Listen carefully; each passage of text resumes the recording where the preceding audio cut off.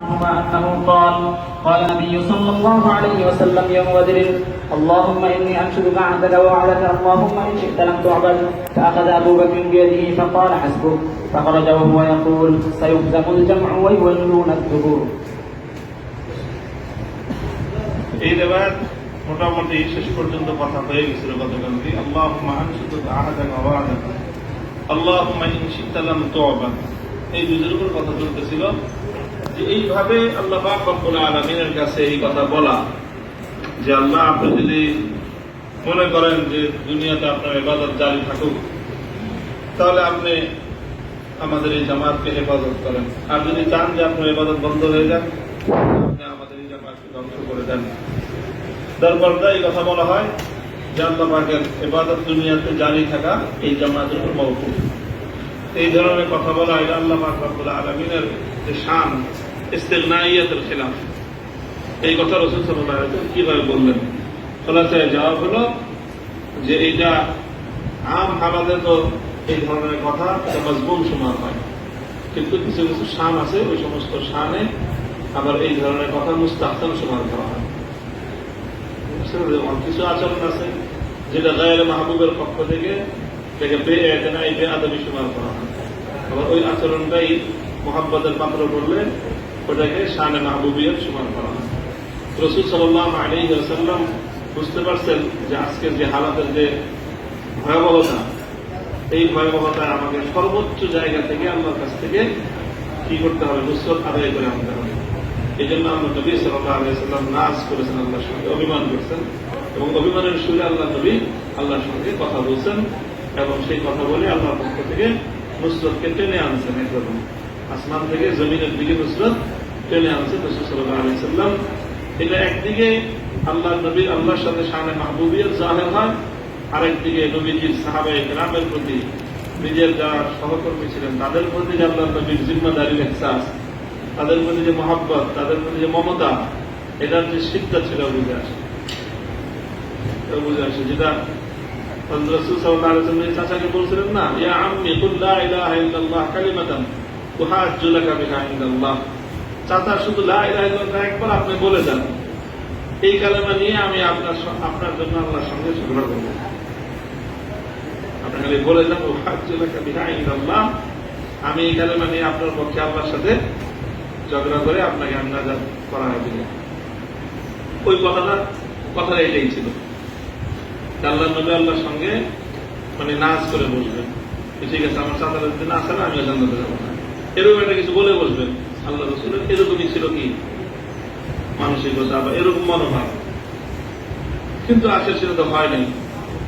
এখানে ওইটাই যে আজকে আমার এই সাহাবীদেরকে রক্ষা করার জন্য আমি আল্লাহর সঙ্গে যা করতে হয় তাই করব, এবং সেটাই রাসূল সাল্লাল্লাহু আলাইহি ওয়াসাল্লাম করছেন। নিজের সহকর্মীদের প্রতি ঝুঁকির সময়ে, বিপদের সময় একজন জিম্মাদারের তাদের প্রতি কতটা খেয়াল রাখা উচিত। হ্যাঁ, এগুলো জিম্মাদারানা শখসিয়ত, ব্যক্তিত্ব এইভাবে হয়। নিজের নিরাপত্তার কথা চিন্তা করবে জিম্মাদার, সে জিম্মাদার হয়। বিপদের সময় যে নিজের নিরাপত্তার চিন্তা করে সে কোনো জিম্মাদার না, সে মাসউল না, বরং নিজের মাতাহাত যারা আছে তাদের প্রত্যেকটা ব্যক্তি যখন নিরাপত্তা নিশ্চিত হয় তখন নিজের নিরাপত্তার চিন্তা আখেরি মাথায় দিয়ে সে করবে। রাসূল সাল্লাল্লাহু আলাইহি ওয়াসাল্লাম সেটাই বলছেন এখানে যে এই 313 জন সাহাবী তাদের আজকে নিরাপত্তার ব্যবস্থাটা আল্লাহর কাছ থেকে যে কোনোভাবে হুকুম মঞ্জুর করাই নেবেন, এটাই ছিল রাসূল সাল্লাল্লাহু আলাইহি ওয়াসাল্লামের এখানে শামিল। তো আল্লাহুম্মা ইন শি'তা লাম তু'বাদ, এই গেল এই কথার ওজাহাত। হ্যাঁ, এখানে ইবারতটা মুখতাসার, কোন কোন তরিকার মধ্যে পূর্ণ লফজ আসছে সেটা কি ফাহলিক হাযিহিল হিসাব, আল্লাহুম্মা ইন শি'তা লাম তু'বাদ বা'দা আল-ইয়াওম ফাহলিক হাযিহিল হিসাব। فأخذ أبو بكر بيده فقال حسبك فخرج وهو يقول سيهزم الجمع ويولون الدبر। अबू बकर सिद्दीक रज़ियल्लाहु ताला अन्हु जाकर आप सल्लल्लाहु अलैहि वसल्लम के हाथ को पकड़ लिया और कहने लगा, काफी हो गया, हस्बुका, अब आपके लिए यही काफी है। या रसूलुल्लाह, আপনার আর আল্লাহর কাছে কি করতে হবে না, ইসরাফ করতে হবে না, যথেষ্ট হয়েছে। তখন রাসূল সাল্লাল্লাহু আলাইহি ওয়াসাল্লাম বের হয়ে আসলেন, নিজে আল্লাহর কাছে এরকমভাবে রোনাজারি করতেছিলেন, দোয়া করতেছিলেন, চিন্তার মধ্যে পড়ে কান্নাকাটি করতেছিলেন। সেখান থেকে হুজুর ইতমিনানের সাথে দোয়া শেষ করে হুজরা থেকে বের হলেন, বা যে তাঁবুতে আল্লাহর নবী যে ঝুপড়ির মধ্যে ইকামত করতেছিলেন সেখান থেকে বের হয়ে আসলেন। ফাখারা জামানি হলো সেই ঝুপড়ির ভিতর থেকে বের হয়ে আসলেন। নবীজির জুবানে এই কালেমাতগুলো জারি ছিল, সাইয়ুহজামুল জামউ ওয়া ইউওয়াল্লুনা আদ-দুবুর, ये फरीक मुकाबल, ये हजीमत होगी उनकी और ये लोग पीठ पीछे भागेंगे। তারা অচিরেই পরাস্ত হবে এবং তারা পশ্চাৎ দেশে পালিয়ে যাবে। তার রাসূল সাল্লাল্লাহু আলাইহি ওয়াসাল্লাম আল্লাহর কাছে তার দোয়া কবুল হয়ে যাবে বা গেছে এবং আল্লাহর পক্ষ থেকে নুসরত চলে আসবে, এইটা আল্লাহর নবীর ইতমিনান হলো কখন?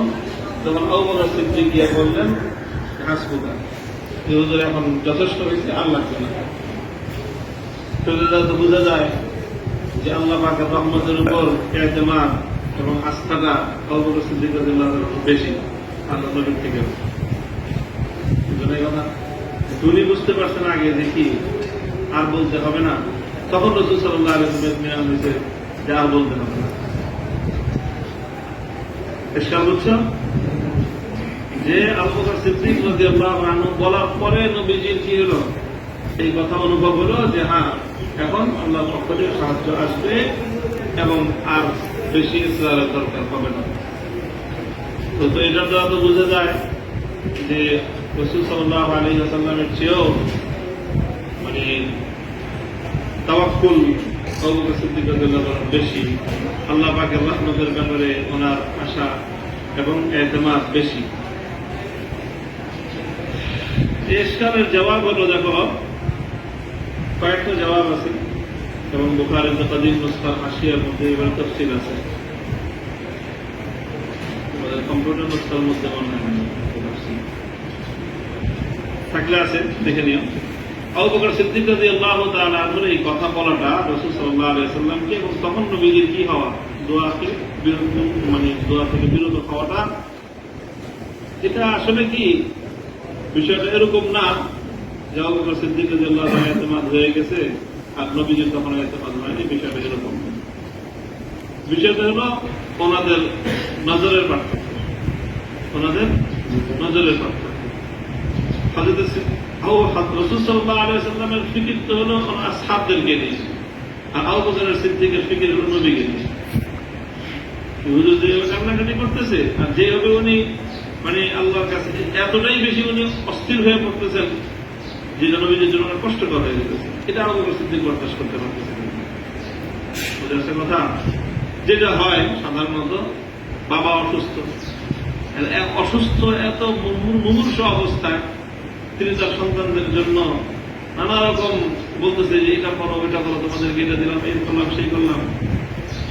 আর বড় ছেলে বলে যে হয়েছে, আর বলতে হবে না, আমরা বাকিটা বুঝে নেব। উনিও থামে না, উনি বলতেছে, আর এ বলে যে আপনার থামেন, আপনি এগুলো চিন্তা করতে হবে না, আপনার সন্তান কি করবো, সামাল দিয়ে দেব। তো বিষয়টা তো এরকম না যে বাবার চেয়ে বড় ভাইয়ের অন্য সকলের ব্যাপারে ইতমিনান বেশি, না। আসলে বিষয়টা হাইসিয়তের কথা। ওনার ফিকির হলো সন্তানদেরকে নিয়ে, আর সন্তানের ফিকির হলো বাবাকে নিয়ে। তো উনি এইভাবে যেভাবে অস্থিরতা করতেছেন, এতে ওনার কষ্ট হবে, হ্যাঁ, এতে ওনার হার্ট অ্যাটাক হতে পারে, ওনার স্ট্রোক হতে পারে, এই জন্য তাকে শান্ত করতে চায়। আর তিনি অন্যদের ফিকিরে এরকম করতে পারেন। এখানে মাসলাটা এরকমই যে রাসূল সাল্লাল্লাহু আলাইহি ওয়াসাল্লামের ফিকিরের মধ্যে সাহাবায়ে কেরামের নিরাপত্তার বিষয়টা এত গালেব ছিল যে আল্লাহ নবী সেটার জন্য ফাদ্দার দ্বারা ইসরার করতেছিলেন। আর এই ইসরারে আল্লাহ নবী অস্থির হয়ে পড়তেছিলেন। এই মঞ্জর সিদ্দিক আকবরের জন্য বরদাস্ত ছিল না। আল্লাহ নবী সাহাবাদেরকে নিয়ে, আমাদেরকে নিয়ে এত পরেশান হবেন, এটা সিদ্দিক আকবর বরদাস্ত করতে পারেন। মাসালা হলো এইটা, এখানে আল্লাহ পাকের জাতের উপর তাওয়াক্কুলের মাসালা নয়। এখানে মাসালা হলো সিদ্দিক আকবরের মাসালা হলো রাসূল সাল্লাল্লাহু আলাইহি ওয়াসাল্লামের ইশক এবং মুহাব্বত, আর নবীর মাসলা হলো উম্মতের প্রতি জিম্মাদারির ইহসাস। বুঝাচ্ছে কথা? এর একটা জবাব, একটা তাওজীহ। দ্বিতীয় তাওজীহ হলো যে এখানে আসলে আলামুন নাস বিল্লাহ কে? রাসূল সাল্লাল্লাহু আলাইহি ওয়াসাল্লাম। এই জন্য হাদিসের সামনে আসবে কিতাবুল ঈমানের মধ্যে আনা আ'লামুকুম বিল্লাহ, আল্লাহ নবী কি বলছেন? আনা আ'লামুকুম বিল্লাহ, আল্লাহ সম্পর্কে পুরা কায়নাতের মধ্যে সবচেয়ে বেশি জানেন কে? আল্লাহর নবী। আল্লাহ পাক সম্পর্কে আল্লাহর নবী সবচেয়ে বেশি জানেন। কাজে নবীজি সবচেয়ে বেশি জানার কারণে আল্লাহ পাকের ওয়াদার উপরে যেরকম নবীদের আস্থা আছে, আবার আল্লাহ পাকের শানে ইস্তিগনাইয়াতের ব্যাপারে আল্লাহ পাকের নবীজির ইলম বেশি। আল্লাহ বলছেন করবেন, যদি আল্লাহ না করেন কি করবা? আল্লাহ বলছেন সাহায্য করবেন, করলেন, কি করবা? আল্লাহ বলছেন ঠিক আছে আমি সাহায্য পাঠাইতেছি, পাঠাইলেন না, কি করবা? আল্লাহ পাক বলছেন ফেরেশতারা আসতেছে, আসতে থাকলো, আসার পর আল্লাহ ফেরেশতাদেরকে আবার বলেন ফিরে আয়, কি করবা? ইউনূস আলাইহিস সালামের কওমের উপর আল্লাহ পাক বলছেন আযাব পাঠাবো, আযাব পাঠাইছেন। ইউনূস আলাইহিস সালাম আযাব দেখে এলাকা ছেড়ে চলে গেছেন, আযাব আসছে, কওম তওবা করছে, আল্লাহ পাক আযাব উঠাই দিয়েছেন। ইউনূস আলাইহিস সালাম তো পড়ছে এখন আমি বলি, আমি বললাম যে আযাব আসবে, আল্লাহর পক্ষ থেকে খবর দিলাম, আযাব আসলো, দেখলাম আযাব কি এই চলে গেছেন, আমি কি করবো? এলাকা থেকে চলে গেছে, মানুষকে মুখ দেখাবো কি করে?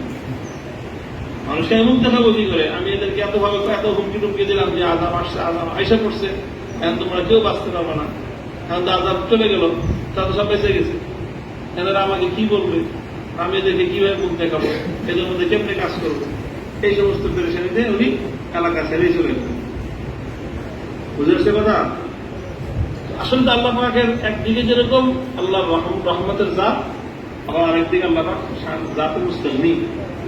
আল্লাহ বলছেন, ওয়াদা করছেন সাহায্য পাঠাবেন, সাহায্য পাঠাইলেন, করার আছে, জিজ্ঞাসা করা আছে আল্লাহ কিনে পাঠাননি, আপনি ওয়াদা খেলাপি কেন করলেন, এই সমস্ত কথা বলার আছে। এই সব বিষয় সম্পর্কে রাসূল সাল্লাল্লাহু আলাইহি ওয়াসাল্লামের ইলম সবচেয়ে বেশি। এই জন্য আল্লাহ রাসূল সাল্লাল্লাহু আলাইহি ওয়াসাল্লাম বুঝতেছেন যে আল্লাহ সাহায্য পাঠাবেন, এতেমাদ আছে, তাওয়াক্কুল আছে, কিন্তু আল্লাহ পাক তার মুস্তাগনি, আল্লাহ যদি না পাঠান বলার নেই। আবার আল্লাহ পাক কখনো আমাদের সামান্য ত্রুটির কারণে হতে পারে যে আল্লাহ পাঠায়ও আবার কি করবেন, বন্ধ করে দিবেন। এই সমস্ত আল্লাহর জাত সম্পর্কে নবীজির বেশি ইলমই নবীজিকে আল্লাহ পাকের কাছে ইসলাম বেশি করার জন্য বাধ্য করেছে। আবু বকর সিদ্দিকের ইলম ছিল, কিন্তু আকরাম নবী সমান তার না। এই জন্য রাসূল সাল্লাল্লাহু আলাইহি ওয়াসাল্লামের এই ব্যাপারে ইলম বেশি থাকার কারণে আল্লাহর জাত সম্পর্কে উনি বেশি জানার কারণেই ইসলামটা বেশি করছেন। আবু বকর সিদ্দিক নবীজির চেয়ে কম জানতেন, এই জন্য আগেই আবু বকর সিদ্দিক বর্ণনা করছেন। বুঝতে কথা? এই হলো আরেকটা তৌজিহ। তৃতীয় তৌজিহ হলো আসলে রাসূল সাল্লাল্লাহু আলাইহি ওয়াসাল্লামের একদিকে যেরকম শান, আল্লাহ পাকের জাতের কাছ থেকে মুতালাবা করা, দোয়া করা, কান্নাকাটি করা, এটাও যেরকম নবীর শান, আবার মানুষকে মর্যাদা দেওয়া, এটাও আল্লাহ নবীর আরেকটা শান। আবু বকর সিদ্দিক একজন মুআজ্জাজ মানুষ, হ্যাঁ, উম্মতের মধ্যে আল্লাহ নবীর পরেই সবচেয়ে বড় মুআজ্জাজ মানুষ সিদ্দিক আকবর। সিদ্দিক আকবর এসে বলতেছে যে আর বলতে হবে না, আর নবীজি এরপরেও বলতেই থাকেন, এটা সিদ্দিক আকবরের যথাযথ কি হয় না, মর্যাদাটা রক্ষা হয় না। না সামানা ছিলাম, আচ্ছা ঠিক আছে, আবু বকর সিদ্দিক বলতেছে, ঠিক আছে চলো কি করে আমি শেষ করি। এটা আসলে সিদ্দিক আকবরকে আল্লাহ রাসূল সাল্লাল্লাহু আলাইহি ওয়াসাল্লাম এজাজ করছেন। এটা নবীজির শান ছিল, নবীজির ফিতরত ছিল যে একটা কাজ যেটা উত্তম, কিন্তু আরেকজন এসে সিদ্দিক আকবর এসে ওমরে ফারুক এসে বলছে না করেন, হুজুর ওই সময়টা কাজটা করেন নাই, অথচ হুজুর যেটা করতেছিলেন সেটা উত্তম, আর উনি যেটা বলছেন সেটা অনুত্তম। এখানে জাওয়াজ এবং আদমে জাওয়াজের মাসালা না, হয়তো আফজল এবং গায়র আফজলের মাসালা। তো সেখানে আল্লাহ নবী আফজলটা করতেছেন, হয়তো অন্য কেউ আয়েশা, এরকম বিশেষ করে যারা মুআজ্জাজ সাহাবা ছিলেন তারা যখন আয়েশা নবীজিকে বলতেন যেটা খেলাফ আফজল, আল্লাহ নবী ওয়াক্তান ওই সময়ের জন্য তাদের প্রতি রেয়ায়ত করতেন, ঠিক আছে তুমি যেটা বলছো সেটাও হইতে পারে, আগে ঠিক আছে তোমার কথা রক্ষা করলাম। এটা নবীজির একটা তবিয়ত ছিল, আখলাক ছিল, মিন হুসনি আখলাকিন নবী সাল্লাল্লাহু আলাইহি ওয়াসাল্লাম। প্রত্যেকটা মানুষকে হাত্তাল মাহদুর আল্লাহ নবী তাকে ইজ্জত দিতেন এবং তার কথার মর্যাদা রক্ষা করতেন। আবু বকর সিদ্দিক বলছে, আচ্ছা আর দোয়া করতে হবে না, ঠিক আছে আর দোয়া করতে হবে না। বুঝতে কথা মাসলাটা এখানে আল্লাহ জাতের উপর তাওয়াক্কুল এবং আদালত তাওয়াক্কুলের মাসলা না, এখানে আল্লাহ নবীর পক্ষ থেকে সিদ্দিক আকবর এজাজের মাসলা। বুঝছো কথা? আখেরি জবাব হলো যে আসলে রাসূল সাল্লাল্লাহু আলাইহি ওয়াসাল্লামের তো আল্লাহ পাকের ওয়াদার উপর পরিপূর্ণ আস্থা ছিলই। হ্যাঁ, আস্থা তো আল্লাহ নবী সবচেয়ে বেশি, এবং তিনি জানতেন, আল্লাহ পাক জানাই দিয়েছেন যে সাহায্য আসবে এবং ইনশাআল্লাহ আপনাদের বিজয় হবে। কিন্তু রাসূল সাল্লাল্লাহু আলাইহি ওয়াসাল্লামের ফিকির ছিল ভিন্নটা। সেটা হলো যে সাহাবীদেরকে যে আমি এরকম করে একটা পরিস্থিতির সম্মুখীন করে দিলাম, হ্যাঁ আনসার ও মুহাজিরদেরকে, ওনারা যে এরকম একটা পরিস্থিতির সম্মুখীন হয়ে গেলেন না, ওনারা যুদ্ধের জন্য বেরিয়েছিলেন, হাতিয়ার নিয়ে বেরিয়েছিলেন, বের না হয়ে অনাকাঙ্ক্ষিত ভাবে এরকম একটা যুদ্ধের পরিস্থিতিতে পড়ে গেলেন। এর জন্য মূল মাসউলকে রাসূল সাল্লাল্লাহু আলাইহি ওয়াসাল্লাম, তাই না? এখন কারো দিলের মধ্যে এই ধরনের ওয়াসওয়াসা চলে আসতে পারে যদি, যে ও আমাদেরকে বিপদের মুখে ফালা দিয়ে আমি ঘুমাইতেছি, আলিয়াযুবিল্লাহ, দিলের মধ্যে ওয়াসওয়াসা আসতে পারে না যে তিনি আমাদেরকে এরকম একটা বিপদের মুখে ফেলে দিলেন যে এখন আমরা বেসরু সামান অবস্থায় এত বড় কাফেরদের বাহিনীর, সশস্ত্র বাহিনীর মুখোমুখি আমরা হয়ে গেলাম। তো আমাদেরকে এই পরিস্থিতির সম্মুখীন করলেন কে? রাসূল সাল্লাল্লাহু আলাইহি ওয়াসাল্লাম। আলিয়াযুবিল্লাহ, কোন সাহাবীর জৌফে বাশারিয়াতের কারণে তার দিলের মধ্যে এই খটকা পয়দা হইতে পারে, নবীজির উপর তার ইশকাল পয়দা হয়ে যেতে পারে, নবীর জাতের উপর ইশকাল পয়দা হইতে পারে যে তিনি আমাদেরকে এই ঝুঁকির মুখে ফেলে দিয়ে তিনি এখন নিশ্চিন্তে বসে আছেন। আল্লাহ না করুন কোন সাহাবীর দিলের মধ্যে যদি নবীজির প্রতি এই ধরনের ওয়াহাম, এই ধরনের বদগুমানি পয়দা হয়, সেটা তো শুধু তার হালাকাত না, পুরা কওমের, পুরা জামাতের হালাকাতের জন্য কি হবে? সেটা যথেষ্ট হবে। আল্লাহ এটা বুঝবেন না? আল্লাহ বুঝলে আল্লাহ কি আল্লাহ রাজি থাকবেন? আল্লাহ পুরা জামাতের উপর কি হয়ে যাবে? নারাজ হয়ে যাবে যে এরা আমার নবীকে কি দিতেছে, এখন দোষারোপ করতেছে। আল্লাহ পাকের পক্ষ থেকে আযাব চলে আসবে, আল্লাহকে বরদাস্ত করতে না পারে। এটা ছিল নবীজির জেহেনের সামনে। এই জন্য আল্লাহ নবী কোন সাহাবীর দিলের মধ্যে এই কথা না আসে যে আল্লাহ নবী আমাদেরকে বিপদের মুখে ফেলে দিয়ে নবীজি নিশ্চিত আছেন, এই কথা যেন কারো দিলের মধ্যে না আসে। এই জন্য আল্লাহ নবী ইলহাহ জারি রাখছেন, কান্নাকাটি করতেই আছেন, অন্তত সবাই তা বুঝুক যে আল্লাহ নবী তাদের জন্য কতটা ফেলেছেন। এই যে তাদের দিলের মধ্যে ওই ওয়াসওয়াসাও আসবে না, তাদের দিলের মধ্যে একটা সান্ত্বনা আসবে যে না, আল্লাহ নবী আমাদের জন্য তো কাঁদতে কাঁদতে সারজার হয়ে গেলেন। তখন তাদের দিলের মধ্যে খেয়ালটা আসবে না, যেটা আল্লাহর পক্ষ থেকে নুসরতের খোদাবন্দির ক্ষেত্রে মানে হতে পারে। বুঝে আসছে কথা? তো নবীজি ইলহাহ জারি করতেছেন। একজন সাহাবী যখন এসে বললেন যে না নবীজি আর লাগবে না, আপনার এত অস্থির হওয়ার দরকার নেই, হুজুর বুঝলেন যে না সাহাবী যেন কি হয়ে গেছে, বিনান হয়ে গেছে আমার ব্যাপারে, যে আমি তাদেরকে ঝুঁকির মুখে ফেলে দিয়ে আমি নিশ্চিত নিরাপদে ঘুমাইতেছি, ডাক্তার দিয়ে নাক জেগে ঘুমাচ্ছি, ব্যাপারটা এমন না, বরং তারাও বুঝতেছে যে আমি তাদের জন্য সর্বোচ্চ চেষ্টাটা করতেছি। আবু বকর সিদ্দিক যখন এসে বললেন হাসবুকা, তো নবীজি বুঝতে পারলেন যে সাহাবীদের এখন আমার ব্যাপারে কি হয়ে গেছে, ইতমিনান হয়ে গেছে। মাকসাদ তো এটা ছিল, মূল মাকসাদ আল্লাহ পাকের পক্ষ থেকে সাহায্য আসবে, এটা আল্লাহর পক্ষ থেকে ওয়াদা, সেই ওয়াদা পুরো হবে নবীজি জানতেন। এরপরে নবীজি ইসরার করে যাচ্ছেন কেন? সাহাবীদের মধ্যে ইতমিনান পয়দা করার জন্য। আর সাহাবীদের দিলের মধ্যে ইতমিনান পয়দা হয়েছে কি হয় না, এটা বুঝলেন কিভাবে? আবু বকর সিদ্দিকের কথা বুঝেছে কথা। فخرج وهو يقول سيهزم الجمع ويولون الدبر। তোমরা নামাজ থেকে নিয়ে পড়ো না, চলো। وبه قال حدثني ابراهيم بن موسى قال اخبرنا هشام ان ابن جريج اخبرهم قال اخبرني عبد الكريم انه سمع مقسما مولى عبد الله بن الحارث يحدث عن ابن عباس رضي الله عنهما انه سمعه يقول لا يستوي القاعدون من المؤمنين عن بدر والخارجون الى بدر. باب ये बाब है बिला तर्जुमा। ये भी इमाम बुखारी रहमतुल्लाह अलैह के और एक स्नेह है বুখারী শরীফের মধ্যে বিভিন্ন জায়গায়। এটা ইমাম বুখারীর একটা ব্যতিক্রমী তরজে আমল, যে অনেক জায়গায় ইমাম বুখারী কি করেন, বাব জিকির করেন, কিন্তু কোন তরজমা জিকির করেন।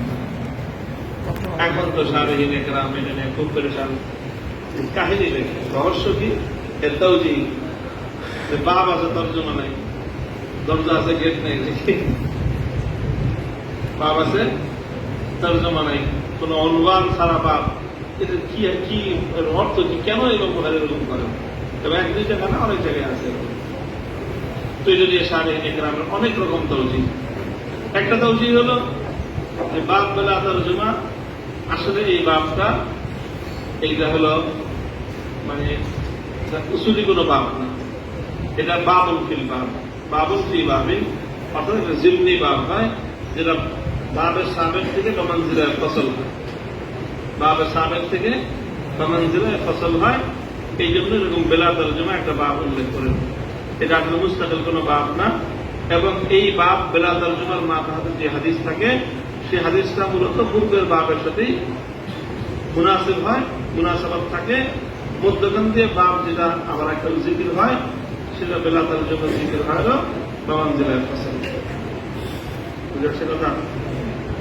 যেমন এখানে আগের হাদিস, আগের বাপ ছিল কি, আল্লাহর পক্ষ থেকে বদরের দিন মুসলমানদের উপর নুসরত এবং সাহায্যের বর্ণনা। এবং সেই নুসরত এবং সাহায্যের বর্ণনার মধ্যে একটা বিষয় ছিল যে ফেরেশতাদের অংশগ্রহণ, ফেরেশতাদের অংশগ্রহণ। তো আগের বাপটা ছিল অংশগ্রহণকারী ফেরেশতাদের বর্ণনা। আর এই বাবের মাথা হাতে যে হাদিস আনছেন, সেই হাদিসের মধ্যে হল অংশগ্রহণকারী মানুষের বর্ণনা। বুঝে আসছে কথা? এইভাবে আগের বাবের সাথে এটার মুনাসাবাত আছে। শুধু এতটুকু, যখন অংশগ্রহণকারী ফেরেশতা ওই বাবের জিকিরে এই বাবের মধ্যে মানুষের কথা আলোচনা আছে। আরেকটা অজিজ হল যে বাপ বেলা তর্জমা আনার ইমাম বুখারী রাহমাতুল্লাহ অনেক জায়গায় এরকম করেন। সেখানে শারহিদা বলছেন আসলে সেখানে বাপ জিকির করেছেন, এরপরে কোন তর্জমা জিকির করেন না, এই জায়গাটা খালি রাখছেন। এরপরে হাদিসুল বাপ জিকির করছেন। ইমাম বুখারীর হয়তো মাকসাদ ছিল, উদ্দেশ্য ছিল যে পরবর্তীতে তর্জমা পাবলিক দেন, যে এই হাদিস থেকে কি ধরনের মাসআলা ইস্তেমবাদ করলে, কি অনুমান দিলে সুন্দর হবে, ভালো হবে, এটা উপস্থিত ইমাম বুখারীর জেহেনে আসে নাই, বা আসলে ওটার উপরে বিনান হয় নাই। উনি চাইছেন যে এটা পরে কি করবেন, লিখবেন, কিন্তু পরে আর লেখা হয়নি। সেইভাবেই বুখারী শরীফ হয়ে গেছে। এখন ওইটা বাপ বেলা তর্জমা রয়ে গেছে। বুঝে আসছে কথা? এটা একটা তাওজীহ করা হয়েছে। কিন্তু এই তাওজীহটা আমভাবে আহলে ইলম কবুল করেন নাই, যে এত বেশি জায়গায় ইমাম বুখারী এরকম করবেন এবং ইমাম বুখারীর জেহেনে কোন তর্জমাতুল বাপ না আসার কারণে বা জেহেন কবুল না করার কারণে খালি রেখে দিয়েছেন, অসম্পূর্ণ রয়ে গেছে। পুরা বুখারী শরীফের মধ্যে এটা একটা কি থাকলো, অসম্পূর্ণ থাকলো। ইমাম বুখারী এই কাজটা করে যেতে পারেন নাই। অথচ ইমাম বুখারী তাসনিফ বুখারীর পরেও আর হায়াতে ছিলেন লম্বা সময়, এবং এটার দর্শকতা সিলসিলা জারি ছিল। কাজে এই জন্য এই তাওজীহটা কি হয় না, কাবিলে কবুল না। বাকি তাওজীহ একটা করা হয়েছে। তৃতীয় তাওজীহ হল যেটা হযরত শাইখুল হিন্দ রাহমাতুল্লাহ আলাইহি ওনার তাকরীরের মধ্যে যেটা আলোচনা করছেন, ইমাম বুখারী রাহমাতুল্লাহর মাকসাদ হয় হল তাশখীসু আযহানিত তালাবা, যারা পাঠক, যারা কারি, তাদের জেহেনকে পরীক্ষা করা। বুঝতে কথা? এটা একটা অনুশীলনীর মতো, এটা একটা অনুশীলনী। অনুশীলনী মানে ইমাম বুখারী রাহমাতুল্লাহ আলাইহি উনি তো আগে পরে বাব আনেন, বাবের পরে তর্জমাতুল বাব জিকির করেন, তারপরে হাদিসুল বাব জিকির করেন। তর্জমাতুল বাবটা আসে কোত্থেকে? হাদিসুল বাব থেকে। হাদিসুল বাব থেকে ইমাম বুখারী যে বিষয়টার দিকে দৃষ্টি আকর্ষণ করতে চান, সেই বিষয়টাকেই উনি তর্জমাতুল বাব হিসেবে উল্লেখ করেন, যে এই হাদিস থেকে কিন্তু এই বিষয়টা বুঝে আসে। তর্জমাতুল বাব মানে কি? এই হাদিসগুলো থেকে কিন্তু এই বিষয়টা বুঝে আসে, এই হাদিস থেকে কিন্তু এই বিষয়টা বুঝে আসে। এটা হলো তর্জমাতুল বাবের অর্থ। তো সব জায়গাতে ইমাম বুখারী নিজে এই কাজটা করে দেখান। কিছু কিছু জায়গায় বাব জিকির করেন, এরপরে হাদিসুল বাব জিকির করেন। এই কথা বোঝানোর জন্য যে অন্য জায়গাতে আমি করে দিলাম, এবার এই জায়গায় তোমরা বলো দেখি হাদিসুল বাব থেকে কি বুঝে আসে, এই হাদিসুল বাব থেকে কি বুঝে আসে। যেরকম এখানে যে হাদিসটা আনছেন, একটা হাদিসই আনা হয়েছে এই তর্জমাতুল বাব বেলা তর্জমার মাথা হাতে, এখানে ইবনে আব্বাস রাদিয়াল্লাহু তাআলা আনহু তিনি লা ইয়াস্তাবিল কাঈদুনা মিনাল মুমিনিন কথা লা ইয়াস্তাবিল কাঈদুনা মিনাল মুমিনিনা গায়রুল লিয-যারার ওয়াল মুজাহিদুনা ফী সাবিলিল্লাহ ফাদ্দালাল্লাহুল মুজাহিদিনা বিআমওয়ালিহিম ওয়া আনফুসিহিম আলাল কাঈদিনা দারাজা। এই আয়াত পুরো আয়াতের মজমুন কি? যারা জিহাদে যায় আর যারা জিহাদে যায় না তারা সমান মর্যাদার নয়। তাহলে মর্যাদা বেশি কাদের? যারা জিহাদে যায় তাদের মর্যাদা বেশি। অর্থাৎ ফারকুল মারাতিবি বাইনা মান খারাজা ফিল জিহাদ ওয়া মান লাম ইয়াখরুজ অথবা বাইনা মান জাহাদা ওয়া মান লাম ইউজাহিদ। যে জিহাদে যায় মুজাহিদ এবং গায়রে মুজাহিদের মধ্যে মর্যাদা পার্থক্যের বর্ণনা। ঠিক আছে কথা? এটা আম কথা, আম ভাবে জমি আসবিনা এবং জমি আমকিনা সমস্ত জায়গায় সমস্ত সময় সর্বকালের একই নিয়ম। যারা জিহাদে যাবে যারা জিহাদে যাবে না তারা কোনোদিন সমান হতে পারে না, বরং যারা জিহাদে যাবে তাদের ফজিলত অনেক বেশি। তো সবকালীন যেরকম উসুল, এই উসুলের মধ্যে বদল শামিল আছে না নাই? আলাওয়াজিল আতাম্মি ওয়াল আকমাল শামিল আছে। সুতরাং যারা বদলে গেছে আর যারা বদলে যায় নাই তাদের মর্যাদা কোনোদিন সমান হতে পারে না। এই হল বুখারী বুঝাইতে চেয়েছে। কাজে এখন এখান থেকে আমরা হাদিসুল বাব থেকে যে তরজমাতুল বাব আমরা কি করতে পারি? আখজ করতে পারি, ইস্তেমবাদ করতে পারি। সেটা বাবু ফারকিল মারাতিবি বাইনা মান শাহিদা বাদরান ওয়া মান লাম ইয়াশহাদ ওয়া মান লাম ইয়াশহাদ। বাবু ফারকিল মারাতিব। এই কলম দিয়ে লিখতেছো না পেন্সিল? তোমার যদি আমার কিতাব আমি কিনছি টাকা দিয়ে, আমি কলম দিয়ে দেখো না পেন্সিল দিয়ে দেখো, আপনি কলম কেন না? তুমি কিতাব কিনলেই কিতাবের মালিক হওয়া যায় না। কিতাব কিনে কিতাবের রক্ষক হওয়া যায়, কিন্তু কি হওয়া যায় না? কলম দিয়ে লেখার অর্থ হলো তুমি মুসান্নিফ অথবা তুমি কমস কম সারে। বুঝছো কথা? কলম দিয়ে লেখার অর্থ কি? কথা পরিবর্তন করা যাবে না, তাই না?